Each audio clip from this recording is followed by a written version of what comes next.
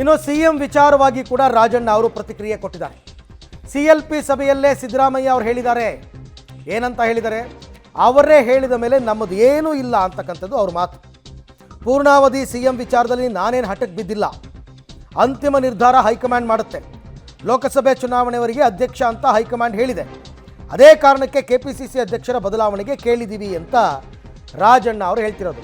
ಹೌದು, KPCC ಅಧ್ಯಕ್ಷರ ವಿಚಾರದಲ್ಲಿ ವೇಣುಗೋಪಾಲ್ ಹೇಳಿದ್ದು ಪಾರ್ಲಿಮೆಂಟ್ ಎಲೆಕ್ಷನ್ ತನಕ ಅಂತ. ಬಟ್ CM ವಿಚಾರದಲ್ಲಿ ಹೇಳಿಲ್ವಲ್ಲ. ಹೇಳಿದಾರಾ 2.5 ವರ್ಷಕ್ಕೆ ಮಾತ್ರ CM ಅಂತ? ಇಲ್ವಲ್ಲ.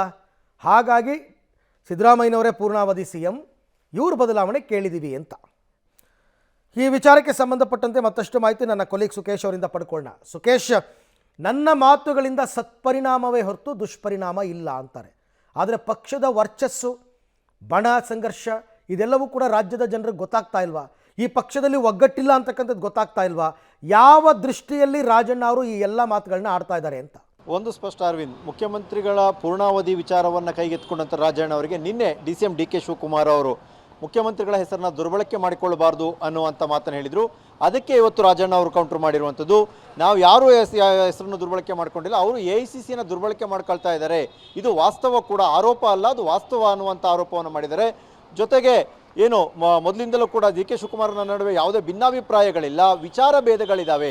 ಆದರೆ DK ಶಿವಕುಮಾರ್ ಅಧ್ಯಕ್ಷರಾಗಿ ಎಚ್ಚರಿಕೆ ಎಲ್ಲ ನಡೆಯಲ್ಲ, ಎಚ್ಚರಿಕೆ ಕೊಟ್ಟರೆ ಕೇಳಲ್ಲ ಅನ್ನುವಂಥ ಮಾತನ್ನು ಕೂಡ ರಾಜಣ್ಣ ಅವರು ಹೇಳಿರುವಂಥದ್ದು.